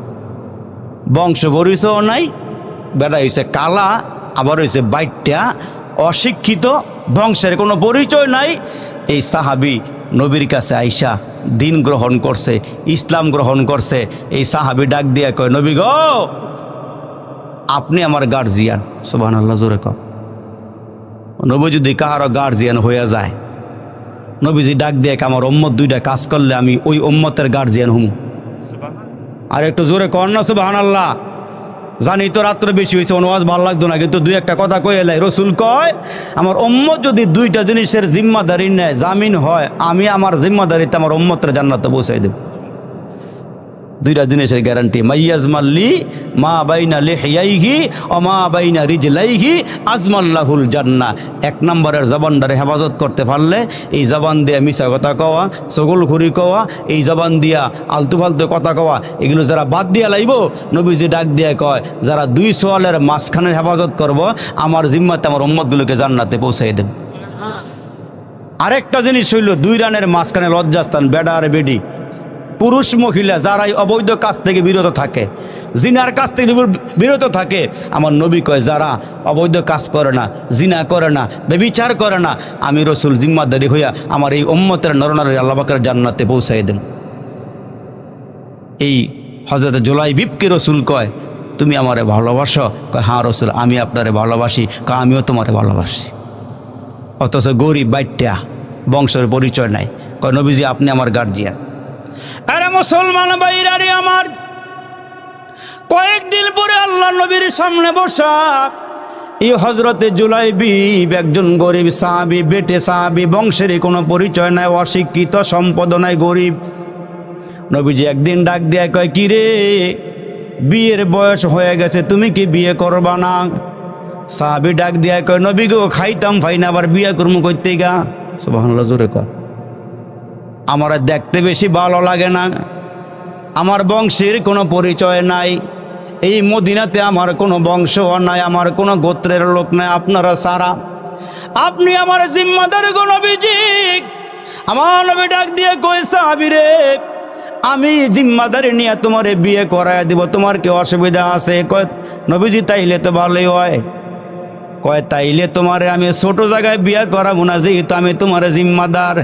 মদিনার মধ্যে একজন আনসার সাহাবী আছে, পয়সাওয়ালা, দাপটওয়ালা, অনেক সম্পদের মালিক, আমি তার মেয়েকে তোমার সঙ্গে বিয়ে দিব। আল্লাহু আকবার। নবীজি সংবাদ পাঠাইছে, যেমন নবী বিয়ের প্রস্তাব পাঠাইছে। সাহাবী কয় নবীজি আপনার মতো লোক যদি আমার মেয়েরে বিয়ে করে আমার জীবন ধন্য। নবীজি কয় আমি বিয়ে করতাম না, আমার সাহাবীরে বিয়ে করাম, তুমি একটু আমার দরবারে আস। হযরতে জুলাইবিব বলেন আমার নবীর দরবারে ওই আনসার সাহাবী আসলো, পয়সাওয়ালা সাহাবী, দাপটওয়ালা সাহাবী, সম্পদওয়ালা সাহাবী। আরে মুসলমান ভাইরা রে আমার, ওই সাহাবী আসার পর আল্লাহর রাসূল ডাক দিয়া কয় এরে মিয়া, তোমার মেয়েটা আমার এই সাহাবীর কাছে বিয়ে দিবা। সুবহানাল্লাহ। কয় আনসার সাহাবী ওই গরিব সাহাবীর দিকে তাকায় কয় নবীজি গো, এই লোকের বংশের কোনো পরিচয় নাই, বেটে আবার কালো, দেখতে কুসরি, বচ্চুরুদ, ওনার কাছে আমি মেয়ে দিব এটা আমার দ্বারা সম্ভব না। আমি আমার বিবির একটু জিজ্ঞাসা করিয়া নেই। বাড়িতে যাওয়ার পর বিবির কাছে সব ঘটনা খুলিয়া বললে ওই মুহূর্তে বিবিও ডাক দিয়া কই স্বামী গো বলো কি, এমন একজন দরিদ্র সাহাবী, অসহায় সাহাবী, কালো, বেটে, অশিক্ষিত, বংশের কোনো পরিচয় নাই, তার কাছে আমার একমাত্র মেয়ে, সুন্দরী মেয়ে কেমনে উঠাইয়া দেই। স্বামী আর স্ত্রী ঘরের মধ্যে বসিয়া আলোচনা করতেছিলেন। ইন্দিমে টাইমে মেয়েটা আরেক রুমের থেকে শুইনা বাড়াইছে। আল্লাহ রসুল প্রস্তাব দিয়েছে মেয়েটারে বিয়ে করার জন্য। মেয়েটা নিজের রুমের থেকে আব্বা আম্মা রুমে এসে ডাক দিয়ে কয় তোমরা আমার নবীর প্রস্তাব রে প্রত্যাখ্যান করো, এত বড় সাহস আসমানের নিচে জমিনের উপরে তোমাদের কেমনে হইল? আর একটু জোরে কর না সুবহানাল্লাহ। আমার নবীর ফয়সালারে তোমরা অমান্য করলা। না না না, আমি মেয়ে বললাম রসুল আরবের সিদ্ধান্তের উপর আমি অটল, আমি অবিচল, আমি রাজি আছি। জোরে কর না সুবহানাল্লাহ।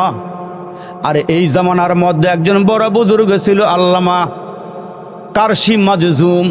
মাজজুম বলা হয় কুষ্ঠ রোগীরে।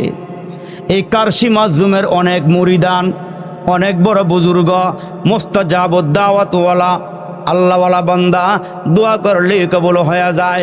কিন্তু নিজের গায়ে কুষ্ঠ রোগী এ মুসলমান, তিনি আল্লাহর দরবারে একদিনও দোয়া করে নাই যে আল্লাহ আমারে ভালো করে দেন।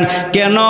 এই কুষ্ঠ রোগ থাকার কারণে মানুষ তারে ঘৃণা করে, আর এই লোকটার মর্তবা আল্লাহর দরবারে বাড়তে থাকে। আল্লামা কারশি মাজজুম মুসলমান ভাইরা একদিন মুরিদানদেরকে ডাক দিয়ে বলে শোনো, আমার তো বয়স হয়ে গিয়েছে, আমার একটা বিয়ে করা দরকার, কিন্তু আমি যে কুষ্ঠ রোগী, কার মেয়েটা আমার কাছে দিবে? আমি তো বিয়ে করতে পারলাম না, আমি একটা নবীর সুন্নত জারি করতে পারলাম না। ওই দরবারে আসলে একজন গরিব মানুষ, কিন্তু হুজুরের খুব বেশি ভালোবাসে, খুব মোহাব্বত করে। বাড়িতে গিয়ে মেয়েরে বলছে আম্মা গো, আমার হুজুর কিন্তু অসুস্থ, আমার হুজুর কুষ্ঠরোগীর একজন মানুষ, কিন্তু মুস্তাজাবুদ দাওয়াত, যখনই যেখানে দোয়া করে সেই দোয়া আল্লাহ ফেরত দেয় না, কবুল করে নেয়। মাগো আমি চাইতেছি তুমি হুজুরের খেদমত কইরা ধন্য হইবা, আল্লাহর জান্নাতে যাইবা। আম্মাগো তুমি কি এটা পারবা? তুমি কি রাজি আছো? আব্বা যদি এমন একজন বুজুর্গের খেদমত করে আমি মরতে পারি, আমার স্বামী দেয়া কী হবে? আমি খেদমতের দরকার, আমারে বিয়ে দিতে পারেন, অসুবিধা নাই। জোরে কন সুবহানাল্লাহ। এখন একটু শোনেন ভালো করে। এখন হুজুরের কাছে মুরিদ আসছে, আইসা বলে হুজুর আমার মেয়েটা রাজি আছে। কয় সব কিছু খুলিয়ে বলছো? কয় হ্যাঁ হুজুর, আমার মেয়েটা আপনার খেদমত করতে চায়। এখন মুসলমান ভাইরা ওই মজলিসেই মেয়ের বাবা মেয়ের পক্ষ থেকে এজেন্ট নিয়ে ওই মুহূর্তে সবার সামনে বিয়ে পড়াইয়া দিছে। সুবহানাল্লাহ, জোরে কর। এখন বাসর রাত্রে এই মেয়েকে হুজুরের ঘরে দিয়ে আসছে। হুজুর বাসর ঘরে ঢুকার আগে আগে ওই যে মুস্তাজাবুদ দাওয়াত, দোয়া করলে কবুল হয়, নামাজের মুসল্লা বিছায়া ফালাইয়া নামাজ 2 রাকাত নামাজ পড়া আল্লাহরে ডাক দেয়, আল্লাহ যদিও মেয়েটা আমার খেদমতের জন্য রাজি হয়েছে, আমি কুষ্ঠরোগী, আল্লাহ মেয়েরও তো একটা জীবন আছে, চয়েস আছে, আল্লাহ তোমার কাছে এই মুহূর্তে বলতেছি আমার কুষ্ঠরোগটা ভালো করে দাও। আল্লামা কারশি মাজজুম দোয়া করছে, সঙ্গে সঙ্গে আল্লাহ দোয়া কবুল কইরা তারে পুরা সুস্থ কইরা সুটাম দেহের অধিকারী একজন যুবক বানাই দিছে। এখন বাসর ঘরে ঢুকছে, বিবি একদিকে বসা, স্বামী আরেক দিকে। স্বামী যখন গিয়া বিবির কাছাকাছি গেছে, মেয়েটা দূরে সরে গেছে। কে আপনি? আমার স্বামী তো একজন অসুস্থ রোগী, কুষ্ঠ রোগী, আপনি দিবালা মানুষ। কে আপনি? আপনার পরিচয় বলেন। আপনি আমার সামনে আসবেন না, আমি আপনারে ভয় পাই, আমি পর্দা করি, আপনি সামনে আসবেন না। আল্লামা কারশি মাজজুম বলেন, ভয় পাইও না, আমি তোমার স্বামী। আমি কুষ্ঠরোগী ছিলাম, আমি নামাজের মুসল্লা ফালাইয়া দোয়া করছি, আল্লাহ আমারে সুস্থ করে দিছে।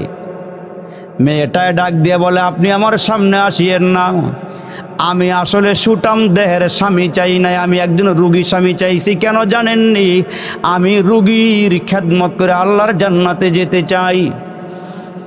আমি এই মুহূর্তে আপনার খেদমত করতে চাই না, আমি আপনার কাছে থাকতে চাই না, আমি চলে যাব।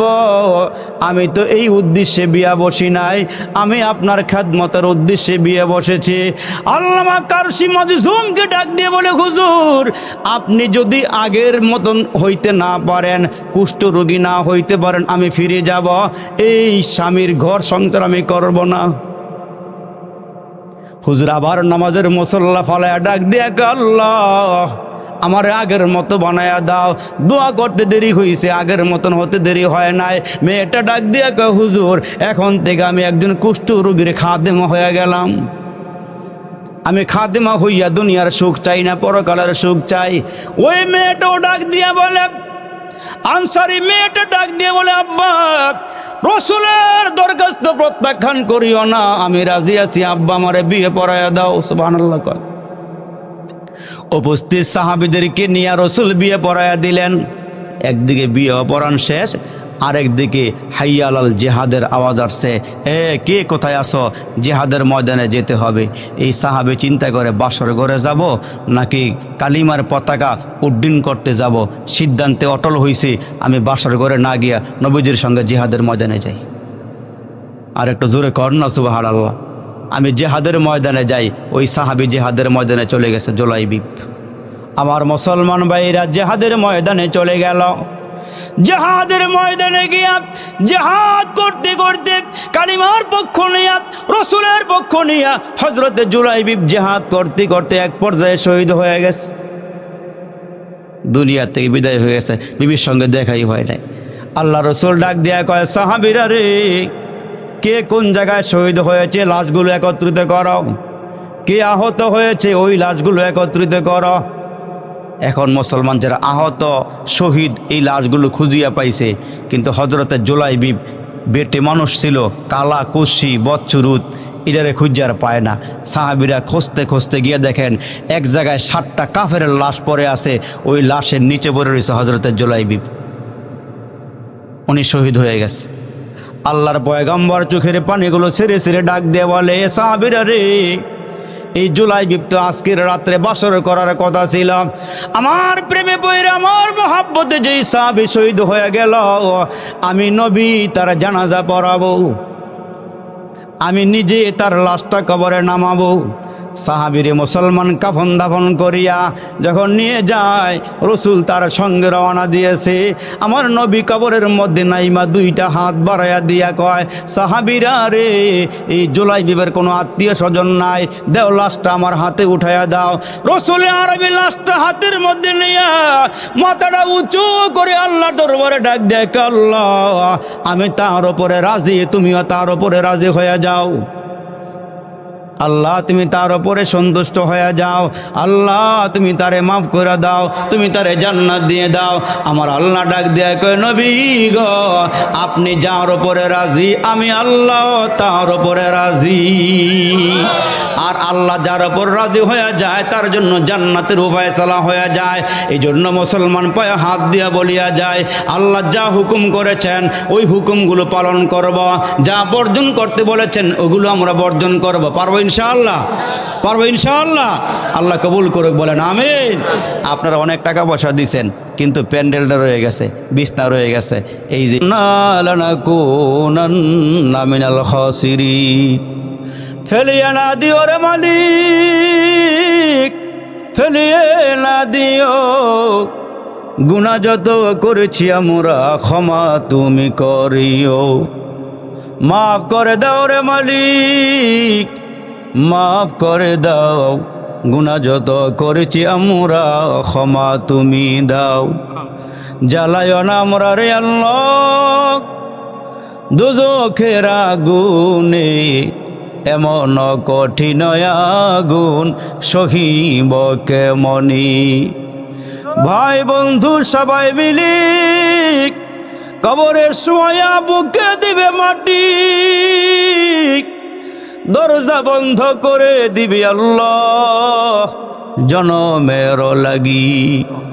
ইয়া আল্লাহ তাকায় দেখো না তোমার কতগুলো আশিকিন জাকিরিন পাগল প্রেমিক বান্দা বান্দিরা, যাদের চুলগুলো পেকে গেছে, দাড়িগুলো পেকে গেছে রে আল্লাহ, নওজোয়ান টকবগে যুবক আলেম ওলামা, আল্লাহ সদ্য ওমরা করে আসছে আমার ভাই আব্দুল হান্নান ভাই সহকারী।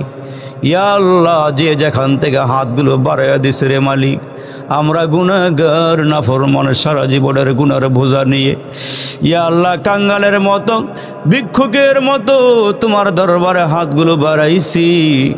মেহেরবান মালিক, মেহরবানি করে গো জিন্দেগির সব গুনাহগুলো ক্ষমা করিয়ে দাও।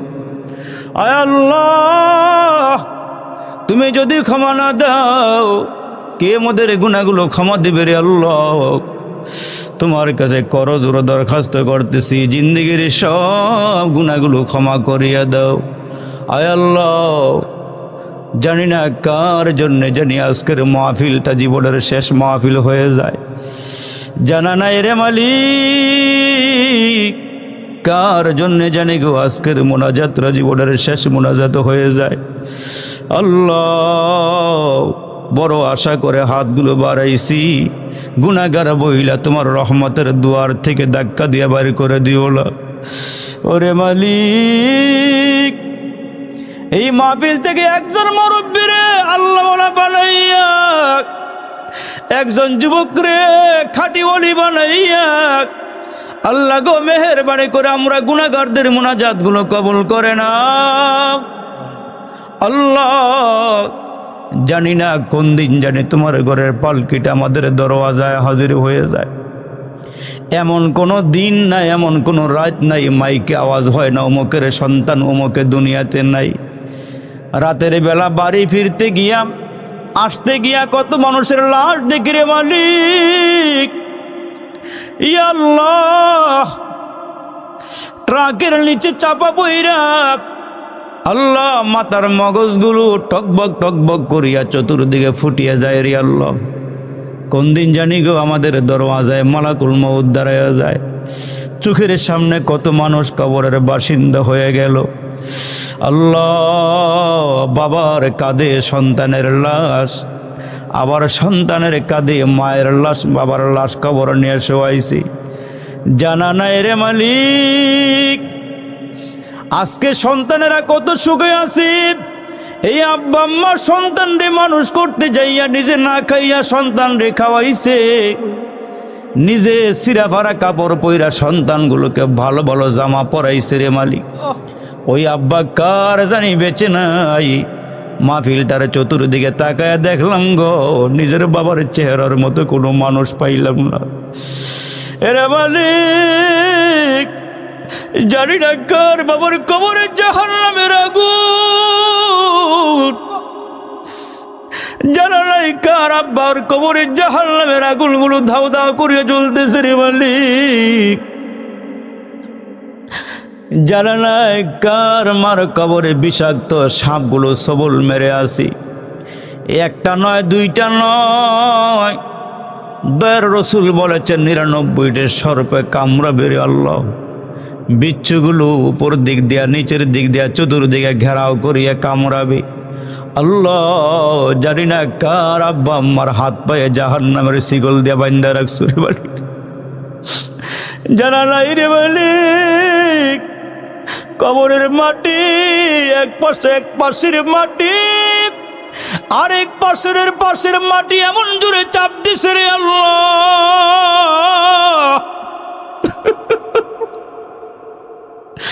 জানি না কার আব্বা আম্মার আল্লাহ হাড্ডিগুলোকে চুরমার করে পালাইছি। কত জায়গা থেকে খবর আসে কবরের মধ্যে আগুন বিষাক্ত সাপ সবল মারা রইছি আল্লাহ। জানি না মাইচর আমার বাবাদের সঙ্গে আর জীবনে দেখা হয় কি না, জানা নাই যুবকদের সঙ্গে আর দেখা হয় কিনা রে মালিক। এ যুবক, দিলটা এত শক্ত বানাইছো কেন? এরে মুরব্বী, দিলটা পাথরের মতন শক্ত বানাইছো কেন? যদি আজকের মাহফিল থেকে একটা ফোঁটা দুইটা ফোঁটা চোখের পানি আব্বা আম্মার জন্য ফালাইতে পারো, তোমার এই চোখের পানি আমার আল্লাহ কুদরতি হাত বাড়ায় আব্বা আম্মার কবরে ছেড়ে দিবে। জাহান্নামের আগুন যখন নিভিয়া যাবে রে আল্লাহ, আব্বা আম্মা ডেকে ডেকে বলবে কিসের পানি? এগুলো কি আবে হায়াতের পানি নাকি জমজমের পানি নাকি আল্লাহ রহমতের পানি, আবে হায়াতের পানি, জমজমের পানি? কিসের পানি দিয়ে আগুনগুলো নিভাইয়া দিলা? আমার আল্লাহ বলবে না, এগুলো আবে হায়াতের পানি নয়, জমজমের পানি নয়, জান্নাতের পানি নয়, এগুলো তোমার সন্তানের চোখের পানি, তোমার ভাইয়ের পানি, বাবার পানি সন্তানের জন্যে, মার পানি মেয়ের জন্যে। আল্লাহ কত আলেম ওলামার হাতগুলো বাড়াইছে রে আল্লাহ। আল্লাহ, এ বাবারে দেখো না, এক ফোঁটা দুই ফোঁটা চোখের পানি আসেনি রে বাবা। এত শক্ত কেমনে হইলা রে? জানা নাই কার আব্বা আম্মার রুহগুলো মাহফিলের চতুর্দিকে ঘুরতেছে ভিক্ষুকের মতন। জানি না কার আব্বা আম্মার রুহগুলো ভিক্ষুকের মতন ঘুরতেছে আর বলতেছে এক ফোঁটা পানি দে, দে একটু দোয়া কইরা দে, এরে সন্তান একটু দোয়া কইরা দে। জানি না কার আব্বা আম্মার কবরে আরে আসমানের বৃষ্টির পানিগুলো ঢুকে, কার কবরের মধ্যে কুয়াশার পানিগুলো ঢুকে। ওই কবর থেকে আব্বা আম্মা ডাক দিয়া কয়, ছেলেরে একটা বার কবরের কিনারায় দাঁড়াইলি না, একটা দিন গোরস্থানে আসলি না, এত সুন্দর মাহফিল হইল, তুই কাতা গায়ে দিয়ে ঘরে ঘুমাইছস, কেন আসলি না? কেন একটু দোয়া করলি না? আল্লাহ, মাইচর আইসা বাবাদেরকে পাইয়া বড় ভালো লাগলো রে আল্লাহ। যুবকদের পাইয়া দিলটা খুশি হয়ে গেল। আল্লাহ রব্বে কারিম, দোয়াটা ফেরত দিও না রে আল্লাহ। মেহরবানি করে আমরার দোয়াগুলো কবল করে নিও। যারা টাকা দিয়া পয়সা দিয়া জানে